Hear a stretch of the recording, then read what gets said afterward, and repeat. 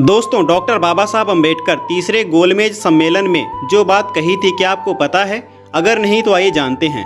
दरअसल doctor Ambedkar British सरकार के निमंत्रण पर वर्ष 1930, 1931 और 1932 को गोलमेज सम्मेलनों में शामिल होने के लिए लंदन गए, जहां पर उन्होंने तीसरे सम्मेलन में कहा कि हमारे दुखों का तब तक अंत नहीं होगा जब तक राजनीतिक सत्ता हमारे हाथों में नहीं आ जाती, जिसके लिए बाबा साहब ने हमारे लिए पृथक निर्वाचन का अधिकार भी हासिल कर लिया। और उनका मानना था कि इस अधिकार से वंचित तबका ईश्वर की संतान हिंदुओं से अलग हो सकता है। लेकिन एक तकलीफ की बात यह थी कि वहीं दूसरी तरफ महात्मा गांधी वर्ण व्यवस्था को कायम रखते हुए छुआछूत मिटाना चाहते थे, जबकि डॉक्टर बाबा साहब अम्बेडकर वर्ण व्यवस्था को जड़ से ही खत्म करना चाहते थे। दोस्तों, क्या आपको पता था इस जानकारी के बारे में? कमेंट बॉक्स में अपनी राय हमें जरूर दें और आगे भी इसी तरह की इन्फॉर्मेटिव वीडियो के लिए like, share and subscribe. Thank you. Doctor Ambedkar को गांधी का प्राणदाता क्यों कहा गया? दरअसल यह बात है सन 1932 की, जिसमें डॉक्टर अंबेडकर ने वंचित समाज को 2 वोट के साथ कई और अधिकार देने की बात की। 2 वोट के अधिकार का मतलब था कि देश का वंचित तबका 1 वोट से अपना प्रतिनिधि चुन सकता था और दूसरे वोट से वो सामान्य वर्ग के किसी प्रतिनिधि को चुन सकता था। लेकिन महात्मा गांधी ने इसके विरोध में यरवदा जेल में आमरण अनशन शुरू कर दिया। अनशन की वजह से गांधी जी की तबीयत लगातार बिगड़ने लगी और डॉक्टर अंबेडकर पर वंचितों के इस अधिकारों से समझौता कर लेने का पूरे देश से दबाव बढ़ने लगा। आखिरकार बाबा साहब को 24 सितंबर 1932 को शाम 5 बजे पुणे के यरवदा जेल में महात्मा गांधी से समझौता करना पड़ा, जिसे पूना पैक्ट कहा गया। कहा जाता है कि बाबा साहब ने बेमन से रोते हुए पूना पैक्ट पर हस्ताक्षर किए थे। दोस्तों, क्या आपको पता था इस जानकारी के बारे में? कमेंट बॉक्स में अपनी राय हमें जरूर दें और इसी तरह की इन्फॉर्मेटिव वीडियो के लिए like, share and subscribe. Thank you. दोस्तों, अगर आप एक एम्प्लॉई हैं तो आपकी सैलरी का कुछ भाग पीएफ के रूप में जरूर कटता होगा, जिसे एम्प्लॉइज प्रोविडेंट फंड कहते हैं, जो कि एक लंबे समय के लिए किया जाने वाला यह इन्वेस्टमेंट उस कर्मचारी और उसके करीबियों का भविष्य सुरक्षित बनाता है। लेकिन क्या आपको पता है, यह कानून पास कराने में डॉक्टर अंबेडकर का एक महान योगदान है। दरअसल 1951 में कर्मचारी भविष्य निधि अध्यादेश की घोषणा की गई और 15 नवंबर 1951 को कर्मचारी भविष्य निधि अध्यादेश को कर्मचारी भविष्य निधि अधिनियम 1952 में बदला गया, जो जम्मू और कश्मीर को छोड़कर पूरे भारत में लागू हुआ। अधिनियम की धारा 5 के तहत तैयार किए गए कर्मचारी भविष्य निधि योजना को चरणों में लागू करने के बाद 1 नवंबर 1952 को पूरी तरह लागू किया गया और जब हम रिटायर होते हैं तो इसी पीएफ का फायदा ले रहे होते हैं। दोस्तों, जानकारी पसंद आई हो तो like, share and subscribe. Thank you. दोस्तों, आज अगर महिलाओं की स्थिति में सुधार हुआ है तो यह भी बाबा साहब अम्बेडकर की महान देन है।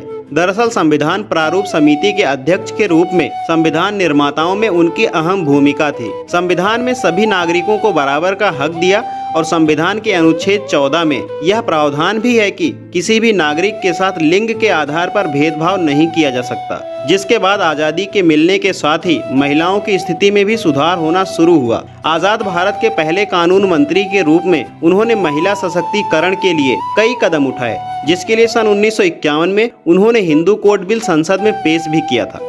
दोस्तों, क्या आपको पता था इस जानकारी के बारे में? कमेंट बॉक्स में अपनी राय हमें जरूर दें और आगे भी इसी तरह की इन्फॉर्मेटिव वीडियो के लिए लाइक, शेयर एंड सब्सक्राइब।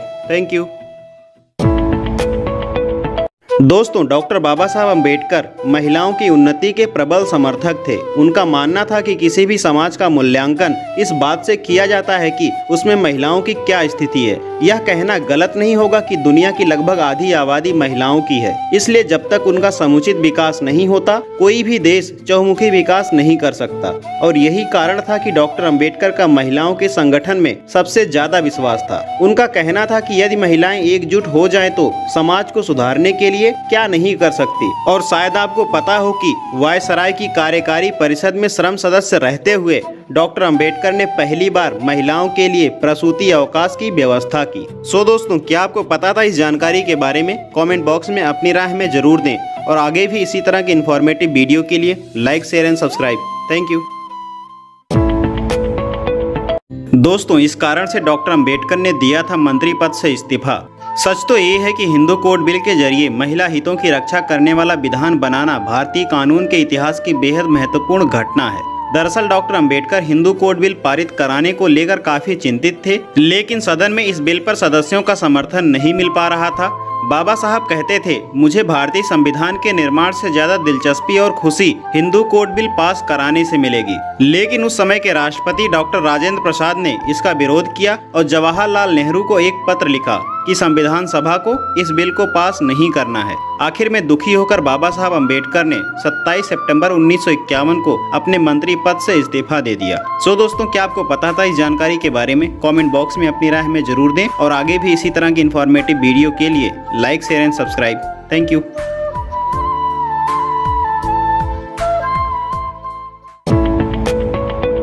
दोस्तों, क्या आपको पता है कि हीराकुंड बांध, दामोदर घाटी बांध, सोन नदी परियोजना, राष्ट्रीय जल मार्ग, केंद्रीय जल और विद्युत प्राधिकरण, यह सब डॉक्टर बाबा साहब अम्बेडकर की ही देन है।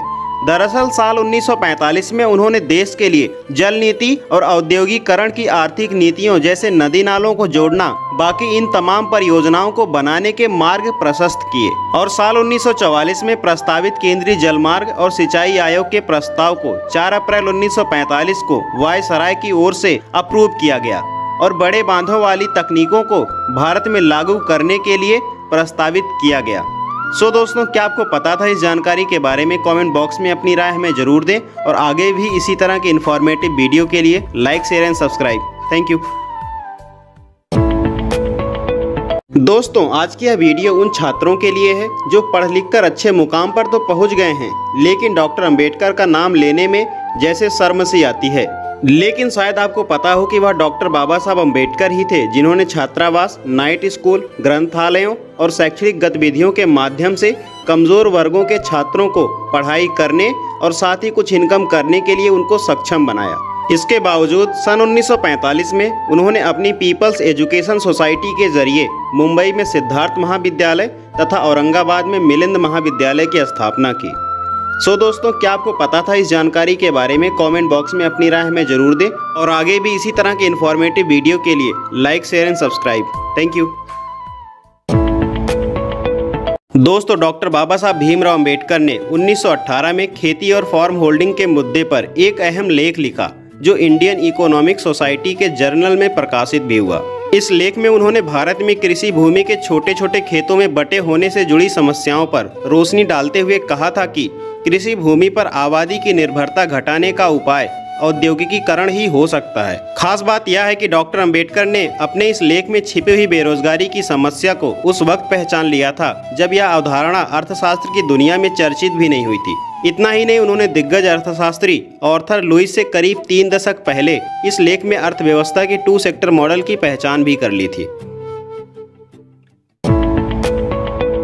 दोस्तों, क्या आपको पता है कि डॉक्टर अंबेडकर ने 1917 में कोलंबिया यूनिवर्सिटी में पीएचडी के लिए जो थीसिस पेश की वह 1925 में एक किताब की शक्ल में प्रकाशित भी हुई। Provincial finance in British India के नाम से छपी इस किताब को पब्लिक फाइनेंस की थियरी में अहम योगदान करने वाला माना जाता है। इस किताब में उन्होंने 1833 से 1921 के दरमियान ब्रिटिश इंडिया में केंद्र और राज्य सरकारों के वित्तीय संबंधों की शानदार समीक्षा की है। उनके इस विश्लेषण को उस वक्त भी सारी दुनिया में बड़े पैमाने पर तारीफ मिली थी। लेकिन दोस्तों, आपकी जानकारी के लिए बता दूं कि कई विद्वानों का मानना है कि डॉक्टर अंबेडकर की प्रेरणा से ही भारत के फाइनेंस कमीशन यानी कि वित्त आयोग की स्थापना हुई थी, जो कि इसी थीसिस में निहित है।